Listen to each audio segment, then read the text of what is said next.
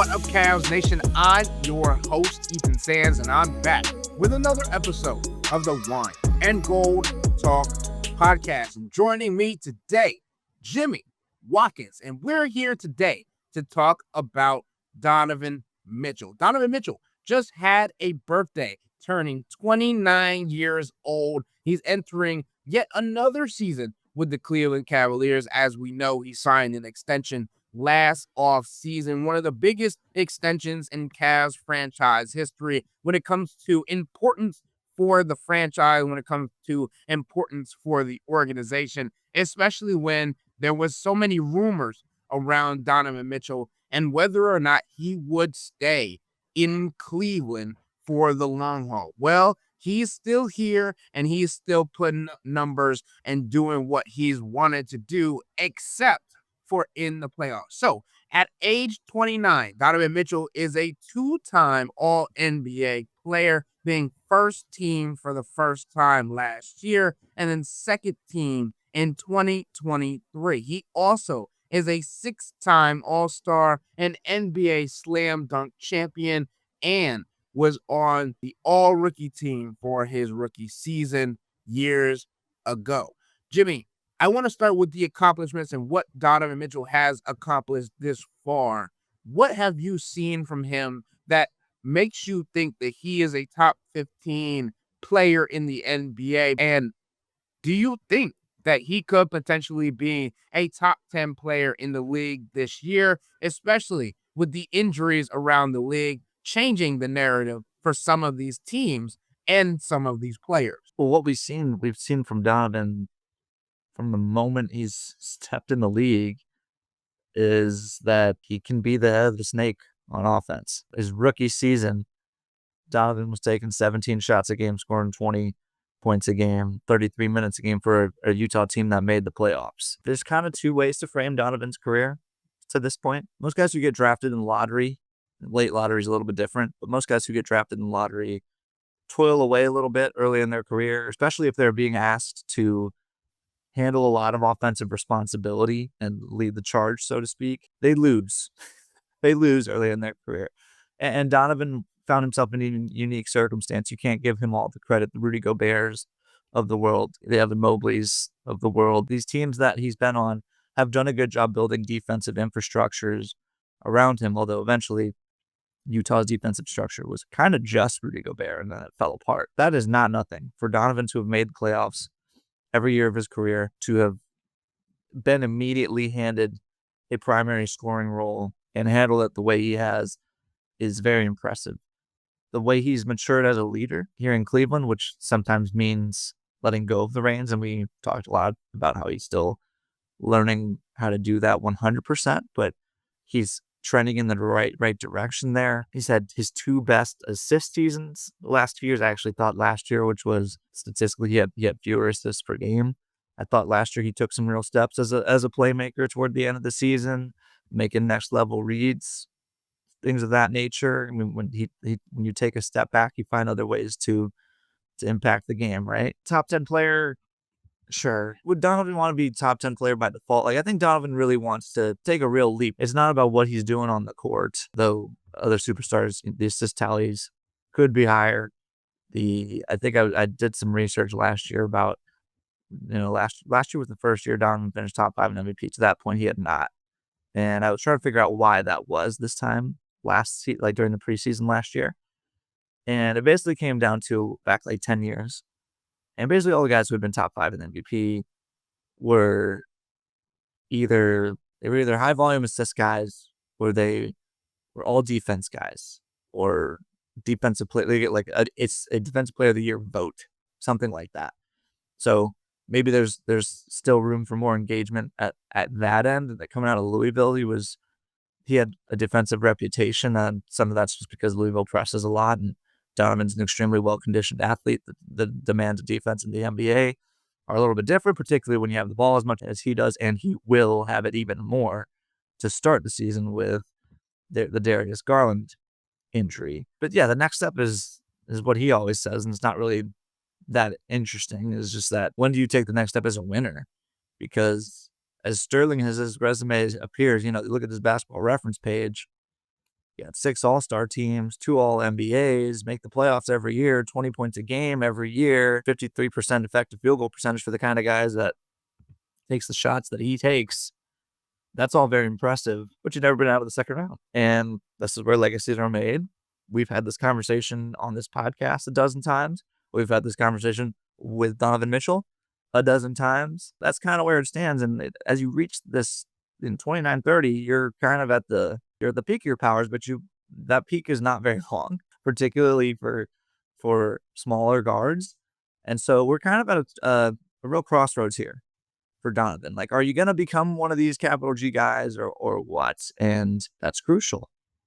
That's crucial. We're at a very interesting point in his career. Yeah, and one of the most interesting points about Donovan Mitchell's career at this juncture is his contract, right? Because as we know, he signed a 3-year extension with a player option. After the 2023-2024 season, Donovan Mitchell signed that extension. So he is on contract until after the 2026-2027 year, right? So that'll be his year 30 season. After that, he will also have 10 years of accrued service, and he will have a player option for the 2027-2028 season. But we all know that Donovan Mitchell and the Cleveland Cavaliers will be trying to work out an extension before then so that the Cavs are not shaking in their boots when it comes to their star players' availability on the roster in years to come.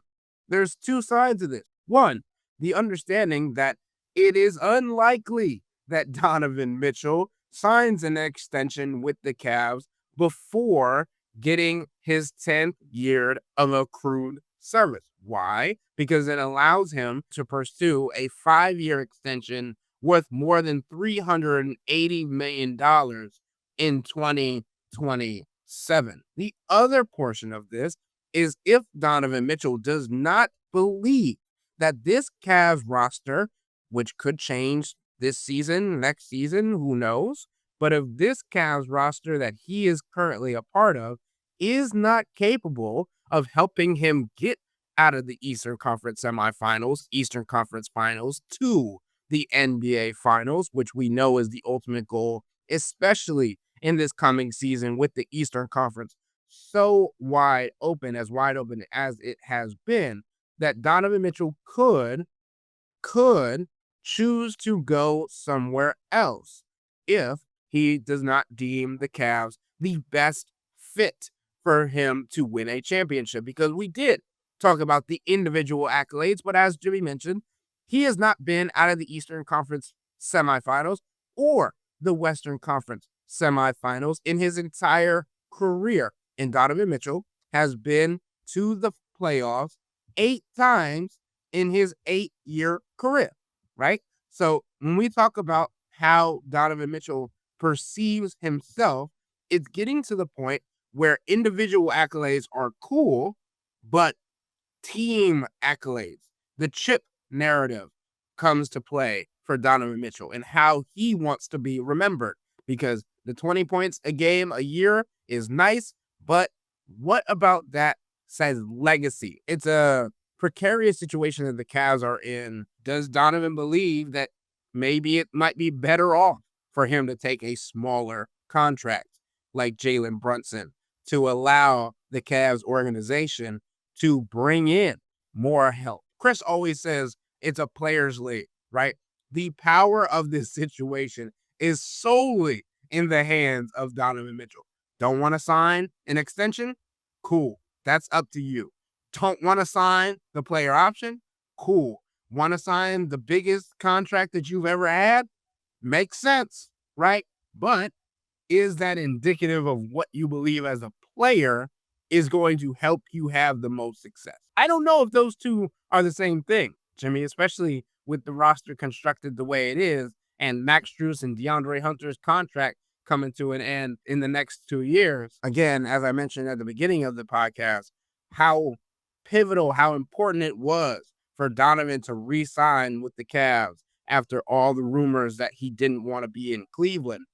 This next decision is not only going to shape his career, but it's going to shape the franchise orientation of the decision that they made years ago to trade for Donovan Mitchell and what it did to their roster, what it did to their draft capital, and how this is going to change their future. Because as you mentioned, Jimmy, Evan Mobley still isn't there yet. But can these next 2 years be the time that Evan Mobley needed to catch up? If not, we're having a different conversation when it comes to Donovan Mitchell. I'm going to have a different one right now. I don't think that by the time that contract extension, if we wait until 2 years from now to have it, which would be, which will probably happen, but will be messy. I don't know that Donovan Mitchell holds all the power in that conversation. Two things. Let's start by saying this. The NBA counts few Tom Brady's who are willing to take significant discounts to help their team's cap sheet, to help them win. By the way, it didn't even really work out for Tom Brady. Tom Brady was taking less money all these years on the Patriots to save the Patriots money, and they still never really paid up for a receiver. They had Randy Moss for a couple years. It was glorious. They broke open the record books. And then he was throwing the dudes that looked like me for the rest of his career. And by the way, hey, look, he still won 7 Super Bowls. He's the greatest quarterback of all time. But I'm just saying, most NBA dudes take their money, and more power to them. But the question to me is as much, sure, does Donovan want to extend here? That's a big question. Do the Cavs want to give him all that money at that point? If he's going to be 31 by then, or approaching it, talking 5-year max, even 4-year max. Maybe 4-year max, you're feeling okay, because by the end of it, he's 35. Like, these salaries are becoming exorbitant. Donovan's going to be eligible for, I don't know the exact numbers. 5-year, $380 million. Like, what? That's almost $80 million a year. If you miss on a contract like that, that window, 31 to 30, whatever, early to mid 30s, is when the drop-off usually comes. If you miss on that, you're screwed. Like, you can close a championship window abruptly right there. Evan Mobley's going to be hitting his prime. And I love Donovan. I think he takes great care of his body. He's all about all of the right things. Father Time's undefeated. This is going to be a very tricky negotiation for the Cavs.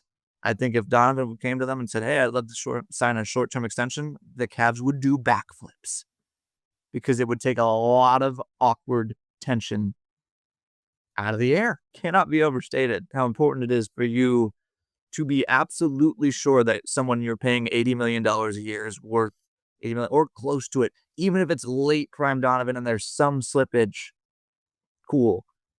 But if the big drop happens over the life of that contract, then we have another scary conversation. Was the championship window ever even open?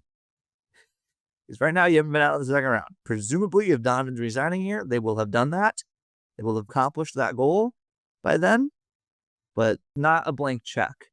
The Cavs are not going to say, here, Donovan, here's everything you've ever wanted. And he'll just say, okay, and then he'll fill in the blank. I don't think it's going to be that simple, especially with the second leap we are anticipating from Evan Mobley, potential growth from Darius Garland. The first one was, everyone cross your fingers, hope Donovan Mitchell deems us worthy.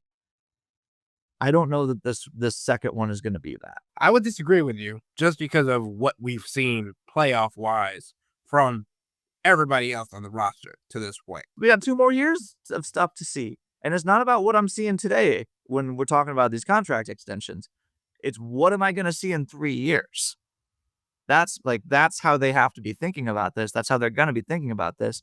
And I think if Donovan says, I want all the money in all the years, which again, most NBA players do, and more power to them, go get your money, that's complicated. I just do think that what the Cavs have looked at and how without Donovan Mitchell, their playoff increase would have been none, right? Obviously, they were on the cusp of making it to the playoffs. They were a play-in team before Donovan Mitchell got here. But as soon as Donovan Mitchell arrived, that conversation shifted. And even though it shifted and the expectations grew, Donovan Mitchell has been the only player to truly showcase himself in every game of the NBA playoffs when it comes to the Cleveland Cavaliers. Also, just to remind folks, Mitchell had 89 points in Game 6 and Game 7 of an opening round playoff series over the Orlando Magic, which is second most in NBA postseason history for Games 6 and 7. Also, not to mention that he had 71 points Of course, we do have to mention that it was an overtime win against the Chicago Bulls, but noting that he has shown and proven himself not only in the playoffs but regular season games as well. And I'm curious to see how he monitors his body, especially knowing that he's dealt with calf injuries over the last two playoffs and other injuries throughout the season. That's the next question. What do you think Donovan Mitchell wants his legacy to be to this point in his career, entering year 29, trying to figure out what he is capable of and what this Cavs team is capable of and how he wants his journey to ultimately end, even though it doesn't seem like we're nearing that conversation just yet. He wants his legacy to be not this, right? I think right now, Donovan Mitchell is kind of like a Carmelo Anthony-esque figure in the NBA. Let's say we just cut the basketball reference page off right now. He's made the playoffs every year. That's nice. Melo didn't do that. I don't know if Melo made the playoffs 8 times in his career. I'd have to double check that. But he only won 3 playoff series his entire career. Donovan's already done that. But we kind of lump all these guys together who don't, if you don't ever make it to the big stage, we kind of just put you over here in one big bucket. And we throw out a lot of the context because, quite frankly, a lot of the great players overcome their context. And it's not like Donovan Mitchell has had crippling supporting casts. Now, he hasn't had perfect ones, okay? In Utah, they didn't ever really have that legitimate secondary scorer, or maybe, as it turns out, Donovan might need an actual primary guy. The question going forward the next couple of years is going to be, is Donovan actually a number 1 guy, or is he one of the best number 2 guys you could possibly have? Cavs fans have been through this with Kyrie Irving before, and we kind of got our answer on Kyrie Irving. Best served as a really, really high-end, overqualified number 2 guy. We'll see with Donovan. In Cleveland, it's no question that this is a really interesting juxtaposition. It's no question at this point that the Cavs playoff failures have fallen more on the Cavs supporting cast than it has on Donovan Mitchell. Though Donovan Mitchell has not always been perfect in these playoff series either. He would tell you that. He wasn't great in the Knicks series either. He was hurt against Boston. He sort of ran out of gas against the Pacers, and we've had questions about his approach to that series. Should he have been forcing the issue as much as he has, right? But the reason he was doing that is because he didn't think that the supporting cast was bringing it, and I can't fault him for thinking that because, we all have eyes. He has come closer to meeting these moments than any of his teammates, right? At the same time, if the Cavs were forced to make a decision right now, would you rather have Donovan Mitchell or would you rather have the rest of the core 4 the next 5 years? It's not even close. They would take the rest of the core 4. And if Evan Mobley, Donovan Mitchell straight up, they'd probably take Evan Mobley. So we're getting to a really weird point with Donovan Mitchell where, we have a lot of evidence that suggests you can't be the best player on a championship team. I don't think that's all fair. I think that question is still open. But his legacy right now is a complicated one. And again, it's not the one you want. It's basically nice stats, nice accolades. But what did it all lead to? And we know that's not how anybody, and Donovan has verbalized this a bunch since he's been here. That is not how he wants to be remembered. So there's a lot of, hopefully for his sake, a lot still to be written about his career. Yeah, that's the hope, right? And obviously the next question gets into that a little bit further, Jimmy. What does he and what do the Cavs need to accomplish for him to feel, 1, capable of staying in Cleveland, and 2, that he has done what he needed to do by the age of 30? And to me, I think you have to go to the NBA Finals. And I think Donovan Mitchell personally has to continue to be in the MVP conversation, add a couple more All-NBA teams, and obviously a couple more All-Stars to his ledger. So that would mean at that point, it would be 8 All-Stars, 4 All-NBA selections, and potentially another top 5 finish in MVP voting with a potential NBA championship under your belt. I feel like that's where Donovan Mitchell sees himself in the next 2 seasons, and especially this coming year, understanding, 1, of course, you're going to start the year without Max Strus and likely without Darius Garland, but how important this season is going to be to the narrative that's written about him And the topic that you got into slightly there, Jimmy, which is, are you capable of being a number one guy, or are you a hyper number two guy that's still a top 10 player in the league, which seems crazy to me? Or does that change the narrative about where you stand in the league rankings? But first, Jimmy, what do you think Donovan Mitchell needs to accomplish in the next 2 seasons to feel like he can stay in the wine and gold and also feel accomplished with his career thus far? I think that's easy. I think that's make the finals at least this year in particular, because the East is never going to be more attainable than it is this year.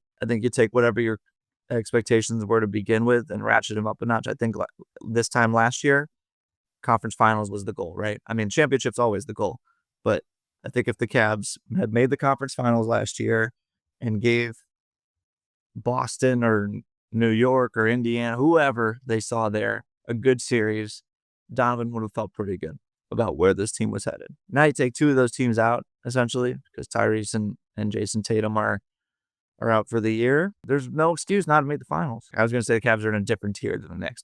I guess they're in a similar tier, but based on the last regular season in April, I don't think I don't think the Knicks would have been the team that the Cavs were worried about playing. Obviously, then the playoffs happen, you get reminded, oh, the Cavs can't say that about anybody.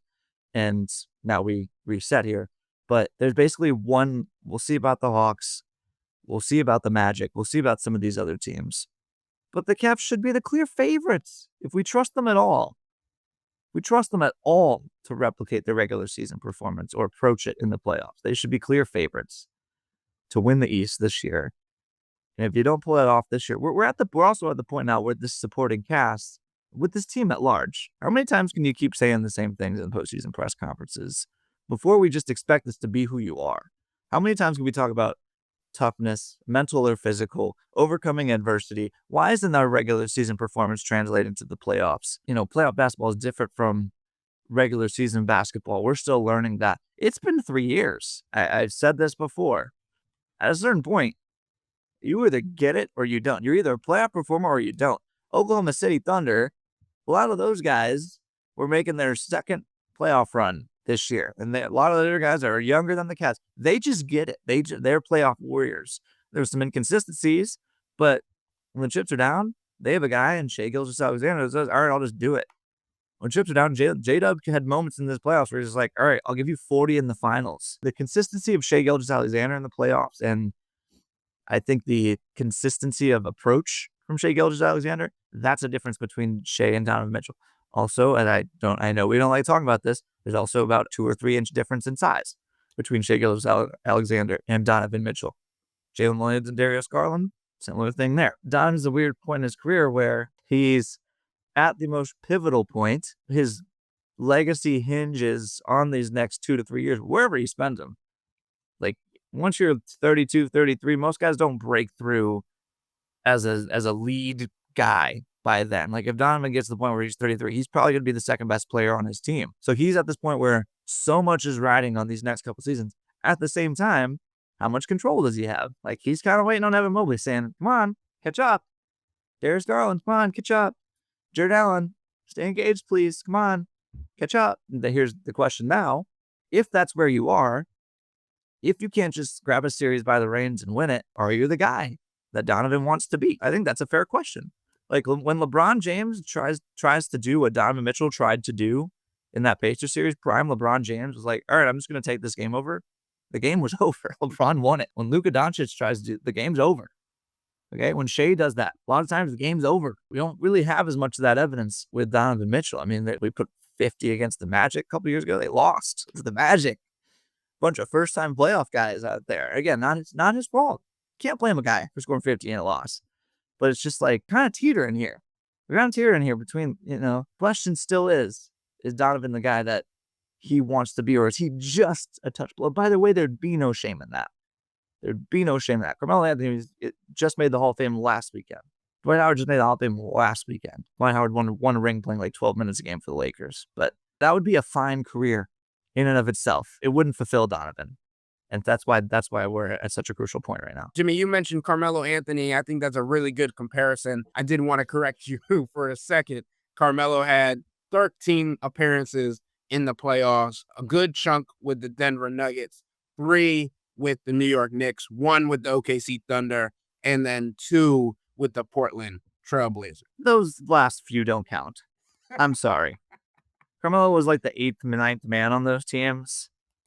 They don't count. But to my point, he just got inducted into the Hoop Hall of Fame. And I think that is obviously every player's goal when it comes to how they want to be perceived for their career, right? The other players that got inducted into the Hoops Hall of Fame this past weekend, Dwight Howard, Sue Bird, Maya Moore, Sylvia Fowles, and then the 2008 U.S. Olympic men's team, which marked LeBron James and Chris Paul becoming the first 2 active players to make it into the Naismith Basketball Hall of Fame. Every player envisions himself in a gold jacket.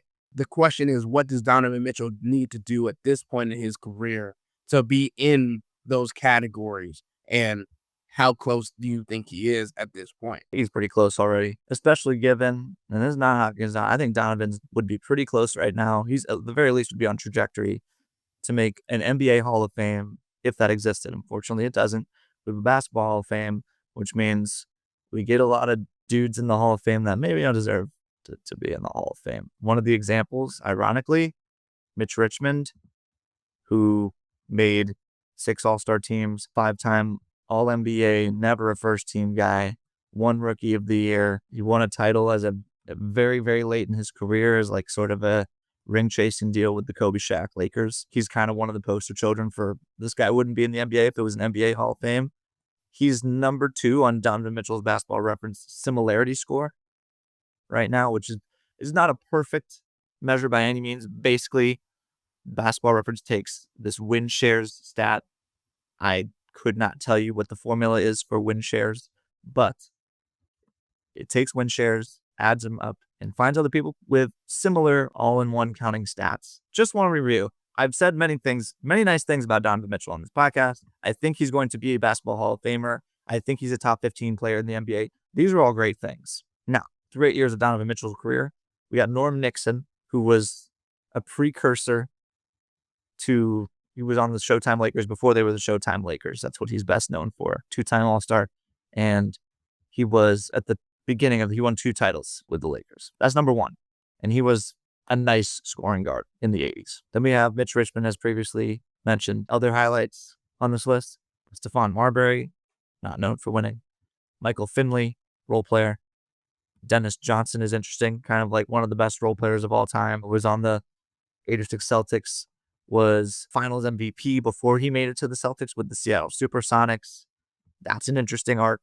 I mean, I think Donovan Mitchell, to be clear, is a better player than all of these guys. His stats, particularly scoring the ball, blow them all out of the water. At the end, we have Alvin Robertson and Wesley Matthews. And it's just interesting to me, again, this is not a perfect measure. The high-end outcome for a lot of these guys that are on Donovan Mitchell's similarity score are like really nice complementary stars and not head of the snake stars. It's like, basically, what happens if Norm Nixon had his own team with a sound defensive infrastructure that could stack regular season wins? What happens if Mitch Richmond had his own team? Again, Donovan Mitchell is better than these players, considerably better. But I'm using this as sort of a way to like encapsulate the point I've been making the entire time, which is Donovan Mitchell the guy that he sees himself as?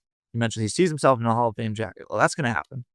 He also sees himself holding the Larry O'Brien trophy. That's probably what he sees first and foremost. To get there, he might have to recognize that he's not the guy that he thinks he is. And that's a really, really, really hard thing to come to grips with. You can see him struggling with it in real time in the Indiana Pacers series. All right, Ev's being a little passive. Darius Garland's hurt. Ev's hurt too. I'm going to go do it. I'm going to go shoot 30 shots. Didn't work out. What's the reinvention on your end? What more can Donovan Mitchell do? What if what more can Donovan Mitchell can do is do less? How's that hit you? What if it's accept a lesser role? How's that hit you? This is a guy who 2 years ago said he wants to be one of the faces of the league.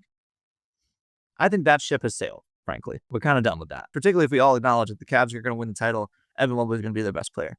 Maybe not necessarily their leading scorer, but their best player. I feel more confident in that statement than I ever have before. And if you're president of the Donovan Mitchell fan club, this may sound like a criticism. It's not. It's not.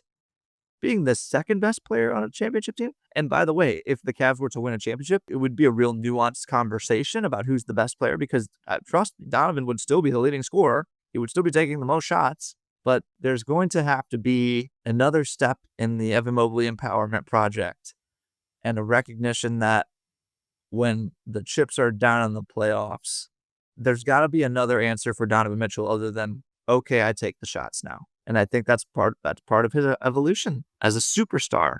Another question, is he a superstar? Where do you stop throwing that label? He is right on the cusp of all of this stuff. He's like, right, star, superstar, top 15, top 10 player. The way we evaluate those things, he's clearly on the star, not superstar side. To me, top 15, top 10. To me, one top 5 MVP finish. I mean, that's a really good, we didn't talk about that.